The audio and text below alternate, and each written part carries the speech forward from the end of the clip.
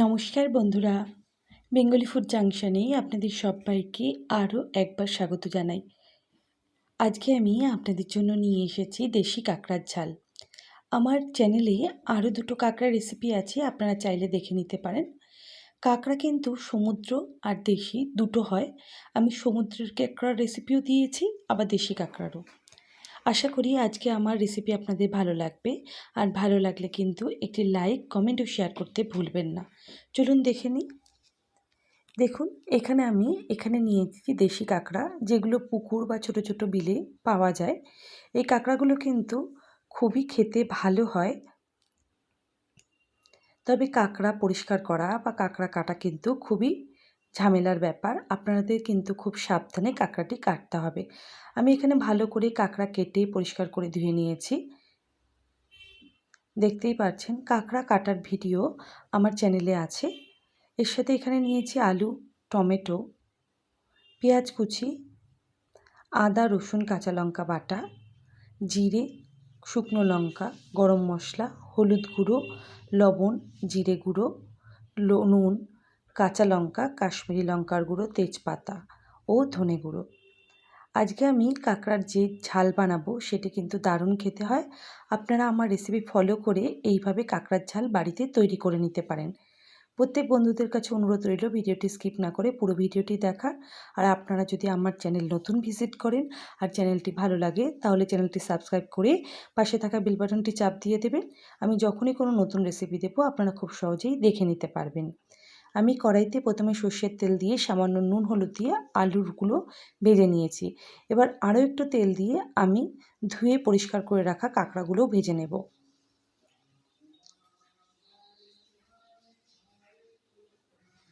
কাঁকড়াতেও আমি সামান্য নুন হলুদ দিয়ে কাঁকড়াগুলো বেশ ভালো করে ভেজে নিতে হবে। আপনারা যদি আজকে আমার ভিডিওটি ফেসবুক পেজ থেকে দেখে থাকেন, তাহলে পেজটি লাইক করে ফলো করতে একদম ভুলবেন না।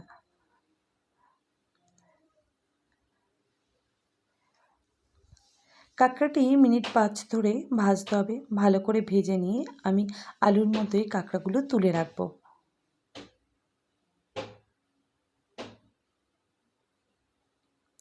দেখতেই পাচ্ছেন সুন্দর লাল লাল করে কাঁকড়াগুলো ভাজা হয়ে গিয়েছে।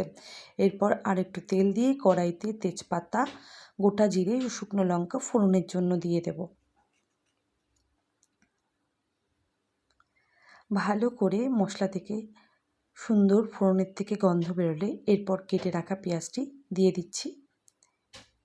পেঁয়াজের সাথেই একসাথে আমি টমেটোটিও দিয়ে দেব।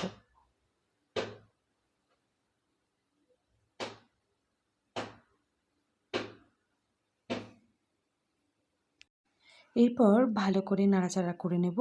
পরিমাণ মতো লবণ ও পরিমাণ মতো হলুদ দিয়ে দেব।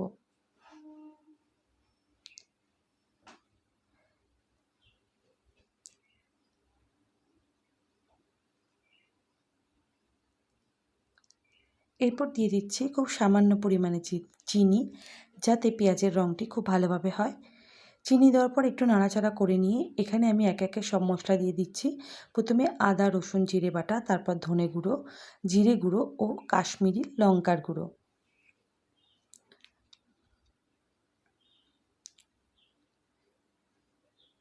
সব মশলা দিয়ে আমি ভালো করে কষিয়ে নিচ্ছি। মশলার পরিমাণ কিন্তু আপনাদের কাঁকড়া যতটা তার উপর নির্ভর করবে। আপনারা আপনাদের প্রয়োজন মতো মশলাটি দিয়ে নেবেন। এর সাথে আমি 3 থেকে 4টি গোটা কাঁচা লঙ্কা অ্যাড করে নিয়েছি। এরপর দিচ্ছি খুব সামান্য পরিমাণে জল। জল দিয়ে আমি ভালো করে মশলাটি কষিয়ে নিচ্ছি, যাতে তলায় না লেগে যায়।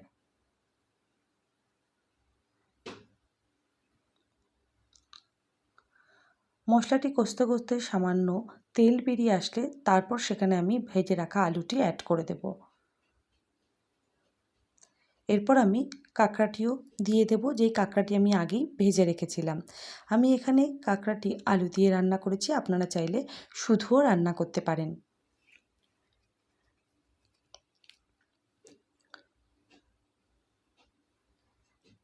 ভালো করে কিন্তু অনেকক্ষণ ধরে আলু ও কাঁকড়া মশলার সাথে কষিয়ে নিতে হবে।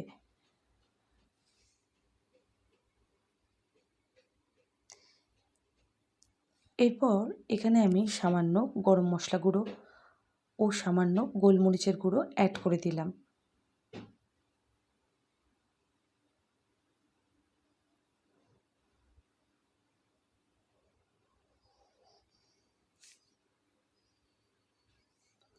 যখন পুরোপুরিভাবে বা ভালোভাবে সমস্ত কিছু কষানো হয়ে যাবে, তারপর এখানে আমি গরম জল দিয়েছি। গরম জলটি অ্যাড করে দিতে হবে। যতটা পরিমাণ গ্রেভি বা ঝোলের আপনাদের প্রয়োজন সেই অনুযায়ী এখানে জল দিতে হবে।